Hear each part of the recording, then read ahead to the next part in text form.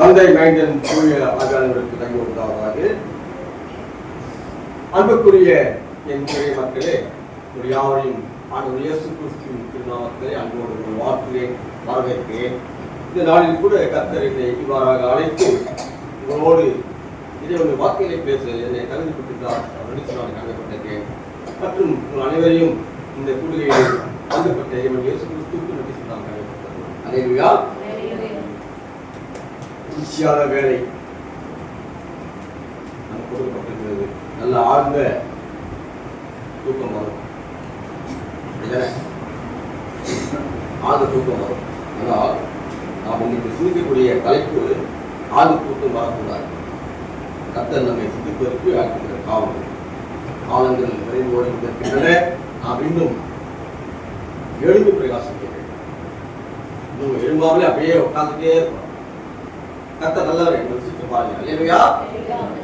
அப்பா பிதாவே அன்பான தேவா ரட்சகரே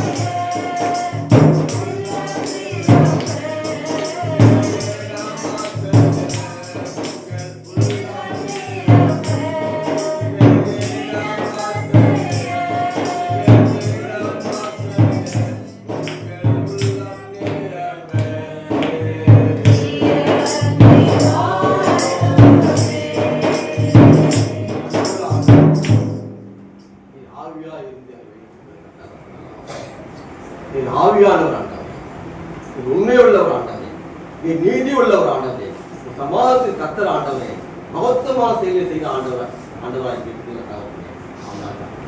இன்னும் ஆசைய மாட்டோம். என் அசைக்கிற ஆண்டவர் ஆண்டவரே, நான் எழுந்து பிரகாசிக்க வேண்டும் ஆண்டவரே. இந்த வேலையில கூட நாம் நோக்கி பார்க்க பேச வந்திருக்கிறோம். இதே வந்து பேசும் இறை மக்கள் ஆசீர்வதியும், தனிப்பட்ட மக்களை ஆசீர்வதியும் இந்த நோக்கத்தோடு இந்த காலேஜ் வந்திருக்கிறோம். நிறைவேற்ற ஆசீர்வதி பலப்படும் எல்லாமே இயேசு கிறிஸ்துவின் ஜெபிக்கிறோம் நல்ல பிதாவே. ஆமென். அன்புக்குரிய என் இறை மக்களே, இந்த நாளில் கூட நமக்கு கொடுக்கப்பட்ட நமது சென்னை பேராயத்தின் மூலமாக கொடுக்கப்பட்ட தலைப்பானது பெண்களுடைய வாழ்க்கையை மதிப்பீடு செய்ய வேண்டும் என்பது இன்றைக்கு நமக்கு குறிக்கப்பட்டுள்ள தலைப்பாக இருக்கிறது. ஆண்டவர் பெண் குழந்தைகளை மாண்பினை கொடுத்து ஆசீர்வதிக்கிறார் ஆண்டவராய் இருக்கிறார். சுவிசேஷ பகுதியிலே 5ஆம் அதிகாரம் 41வது வசனத்தை வாசிப்பார்கள்.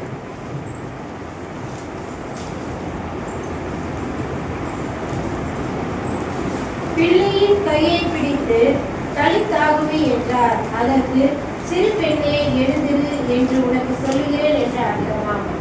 இயேசு கிறிஸ்துவானவர் பெண் குழந்தைகளின் மதிப்பை மாண்பை உயர்த்துகிற ஆண்டவராய் இருக்கிறார். வாங்க, தலித்தாகுமி அப்படின்ட்டு அது ஒரு மொழி, அவர் பேசிய மொழி. இன்னைக்கு நம்ம பல மொழிகள் நமக்கு வந்துட்டு இன்னைக்கு. அதுல தமிழ் மொழிபெயர்ப்பு என்னன்னா, திரும்பி நான் உனக்கு சொல்லுகிறேன், நீ எழுந்து வா அப்படிங்கிற அர்த்தமா. பிரியமானவர்களே, பெண் குழந்தையின் மதிப்பை உயர்வடைய செய்கிற நமது ஆண்டவர் இன்றைக்கு நம்முடைய பெண் குழந்தைகளையும் அப்படியாக மதிப்படைய உயர்வடைய சமுதாயத்திலே மாண்பினை கொடுக்கிறானவராய் இருக்கிறாங்க. சந்தேகம் இல்லை. பிரியமானவர்களே, ஏன் பெண் குழந்தைகளுக்கு மட்டும் இந்த செய்தி என்று நாம் குறிப்பிட்டப்படுமானால் நமக்கு ஒரு சந்தேகங்கள் வரலாம். ஏன் ஆண் குழந்தைகள் வரக்கூடாதா, பெண் குழந்தைகளை மட்டும் சிறப்பிக்க வேண்டுமா என்ற எண்ணங்கள் நமக்கு வரலாம். ஆனாலும் அந்த பெண் குழந்தைகளை பற்றி நாம் சிந்திக்க வேண்டும் என்று இன்னைக்கு பேராயம் நமக்கு தலைமை பதிய வைக்கப்பட்டுள்ளது. பிரியமானவர்களே, இது நாம் மறுநாள் நமக்கு அழைக்கிற இந்த இறை வார்த்தை தான் நமக்கு ஞாபகம் இருக்குதா இல்லையா நமக்கு தெரியாது. தற்சயமாக அதை நினைவில் கொள்ள நாம் இன்னைக்கு செய்தியாக நாம் பகிர்ந்து ஆசைப்படுகிறோம் இறைமக்களே. ஏனென்றால் பெண் குழந்தைகளை இன்றைக்கு வளர்ப்பது என்பது மிக மிக சிரமமான ஒரு காலகட்டத்தில் நாம் வாழ்ந்து கொண்டிருக்கிறோம். அதுவும் இன்றைக்கு விஞ்ஞானமான வளர்ச்சி ஓடியோடு கொண்டிருக்கின்றன. கண்ண மூடி கணிதத்துக்கெல்லாம் போது வேண்டியது போயிடுது. இதுதானமா 24 மணி நேரம்ன்றது இன்னைக்கு ரொம்ப சுருங்கி விட்டது நம்ம வாழ்க்கையில். அதுதான் படுக்கிறோம், எழுந்துக்கிறோம், மறுபடியும் என்ன பண்றோம், ஆட்டோமேட்டிக்கா நமக்கு எதிரமான வாழ்க்கைக்காக நம்ம ஓடிக்கொண்டே இருக்கிறோம். ஆனாலும் நமக்கு கொடுக்கப்பட்ட குடும்பம், சமூகம், திருச்சபை, அது நம்முடைய வாழ்க்கை முறை எப்படி இருக்குது நாம் சிந்திக்கிறோம். ஏனென்றால் பெண் குழந்தைகளுடைய வாழ்வு இன்றைக்கு கேள்விக்குறியாக இருக்கு. அதை நான் உங்களுக்கு சொல்ல தேவையில்லை. நீங்கள் அதோடு நீங்கள் அதில் மீடியாக்களிலும் செய்தித்தாள்களிலும் நீங்கள் படிப்பீர்கள். பெண் குழந்தைகளுடைய வாழ்க்கையை இன்னைக்கு கேள்விக்குறியாக மாறிக்கிறது.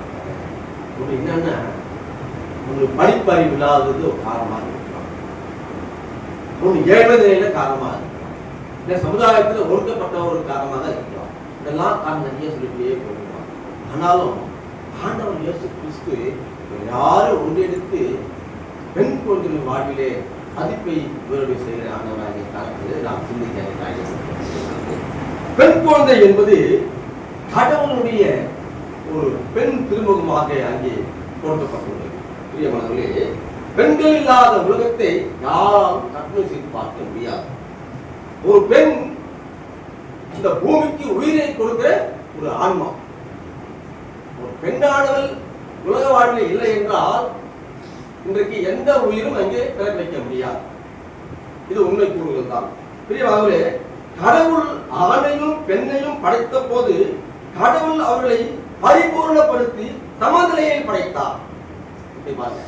ஆணும் பெண்ணுமாக படைத்து பரிபூர்ணப்படுத்தி சமநிலையை தான் அங்கே படைத்தார். ஆனாலும் நமது சுய அறிவினாலும் ஆணவத்தாலும் இந்த பூமியையும் நமது வாழ்வாதாரங்களையும் மனித நல்லிணக்கத்தையும் சீர்குலைத்துக் கொண்டு இன்றைக்கு வாழ்கிற வாழ்க்கையிலும் வாழ்ந்து கொண்டிருக்கிறோம். சீர்குலைத்து விட்டோம்.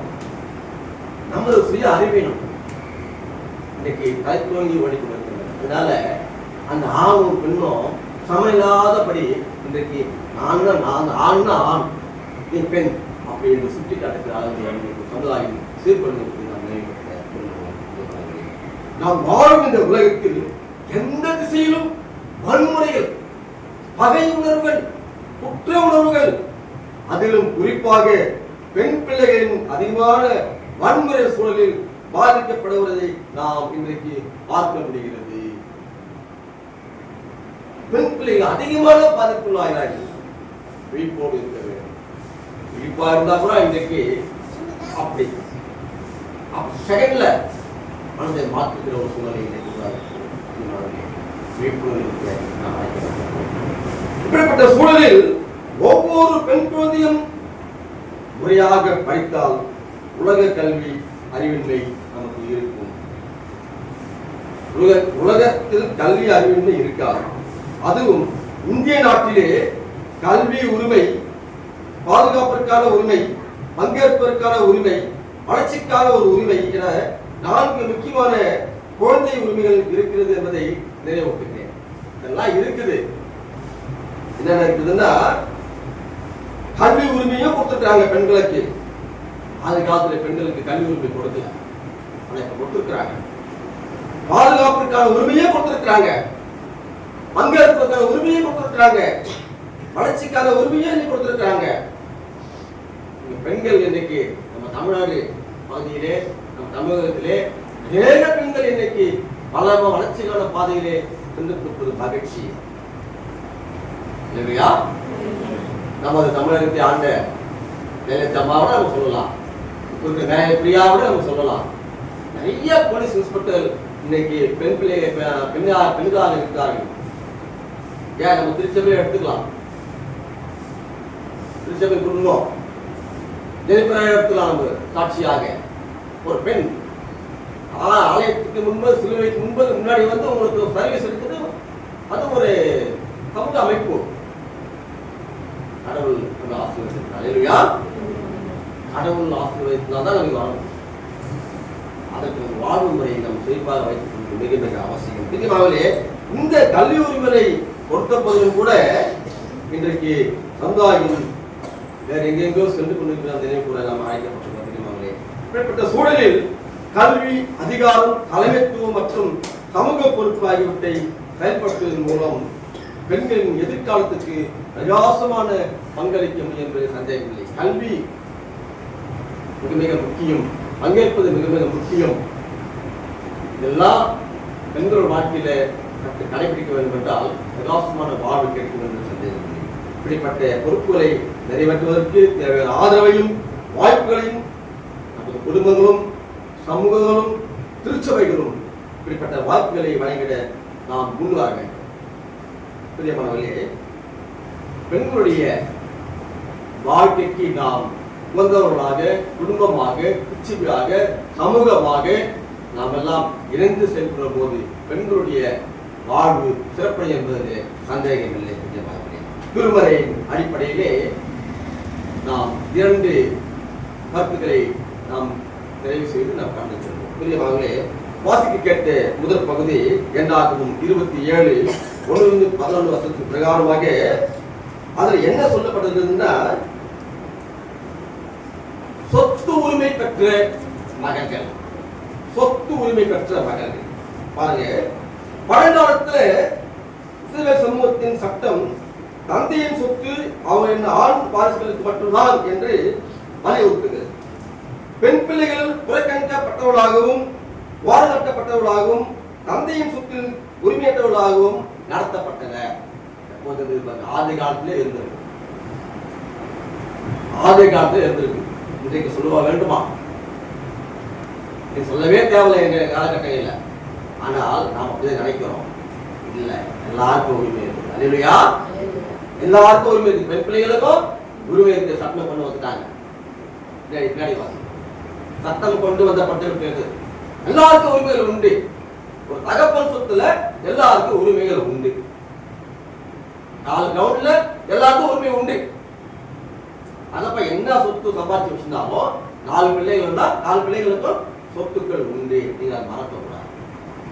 சொத்துக்கு யாரா இருந்தா நல்லா ஞாபகம் வச்சுக்கோங்க. இதோட ஐயா சொல்றாருட்டு உங்களுக்கு சம உரிமைகள் உண்டுமா. இப்போது நினைத்து பார்க்கலாம். இது ஏற்கனவே வேதாகமத்திலே இதுல எழுதி வச்சிருக்கு. வேதாகமத்தில் எழுதி வச்சுட்டாங்க ஏற்கனவே. அதை பத்தி நம்ம சிந்திக்க போறோம். பாருங்க, வாசிக்க கேட்ட அந்த திருமறை பகுதியின் வாயிலாக பழைய தலைமுறைகளிலிருந்து புதிய தலைமுறைகளாக மனவந்தரத்திலே சென்ற அனைவருக்கும் வாக்குறுதலிக்கப்பட்ட தேசத்திலே புதிய வாழ்க்கை மட்டுமல்ல, குறிப்பாக பெண்களுக்கான உரிமை குரலும் அங்கே எழுப்பப்பட்டது. அல்லேலூயா. பழைய தலைமுறைகள் அப்படின்னா யாருன்னா ஆபிரகாம், ஈசாக்கு, ஏசோப்பு அப்படிலாம் அவங்க முதல்ல அந்த பழைய முதல் தலைமுறை அவங்களாம். அதுக்கு பின் வருகிற சந்ததிகள்லாம் புதுசா மறுபடியும் என்னங்க குழந்தை பிறப்பால் உருவாயிலே கொண்டு இருக்கும். 40 வருஷம் வனாந்திரத்துல வரும்போது எத்தனை பிள்ளைகள் மறுத்து போயிருப்பாங்க, எத்தனை பிள்ளைகள் உருவாயிருக்கும். இதை பழைய தலைமுறைகளுக்கும் புதிதாக வந்த புதிய தலைமுறைகளுக்கும் அங்கே உரிமை குரல் எழுப்ப அங்கே கொடுக்கப்பட்டிருக்கு. பிரியமானவர்களே, என்னாகும் 27:4 வாசிப்பாங்க. எங்கள் தகப்பனுக்கு குமாரன் இல்லாததினாலே அவருடைய பேர் அவருடைய வம்சத்தில் இல்லாமல் அற்று போகலாமா? எங்கள் தகப்பனுடைய சகோதரருக்குள்ளே எங்களுக்கு காணியாற்றி கொடுக்க வேண்டும் என்றார். அந்த வாழ்க்கையை அங்கே திருத்தமாக அங்கே வாழறதை நாம் பார்க்க முடியும். பெண்களுடைய மாண்பை அங்கே உயர்த்தி நாம் பார்க்க முடியும். அங்கே பிலிப்பியத்தின் மகளை அங்கே காணியாட்சி கொடுத்து வாழ வைத்த ஆண்டவர் இங்கே இந்த எதிரின் மகளை உயிரை கொடுத்து வாழ வைத்து சிறப்பினை மாண்பனை பெண்களை கொடுத்து ஆளுநராக இந்த காலத்தில் நாமும் இப்படிப்பட்ட பெண் பிள்ளைகளை திருச்சபைகளிலும் குடும்பங்களிலும் இன்னும் சமூகத்திலும் பெண் பிள்ளைகளை நாம் முன்னோட்டமாக இன்னும் முன்மாதிரியாக அவர்களை இந்த சமுதாயத்தில் வாழ தகுதிப்பட்ட நம்மை ஆக்கி கத்தத்தாவே இந்த வசனம் வாசித்திருக்கிறாங்க. ஆமென். எல்லாவற்றுக்கும் அன்பு கடவுளே, அதில் கூட பெண் குழந்தைகளை நாங்கள் எவ்வாறு பராமரிக்க வேண்டும், எப்படி வாழ வைக்க வேண்டும் என்று கற்றுக்கொடுத்த ஆண்டவர் ஆமாம். நீர் எப்போதுமே எங்கள் வாழ்க்கையிலே எங்களுக்கு சமாதானமாய் நீதியுமாய் இன்னும் ஞானத்தை கொடுக்குற ஆண்டவராய் செயல்பட மாட்டேன். ஞான எங்களுடைய வாழ்க்கையில் கூட பெண் பிள்ளையுடைய வாழ்க்கைக்கு நாங்கள் சிறப்புமான வாழ்க்கையை வாழ தகுதிப்பட்டு நல்லா தகுதிப்பட்டு வாழ நிறைய ஆசிர்வதியும் நாளைய இந்த இறைவாசனை கேட்டு திருச்சி ஆசிரியர் அத்தனை பெற்ற மக்களே கலப்படும் நல்லா பண்ணாங்க.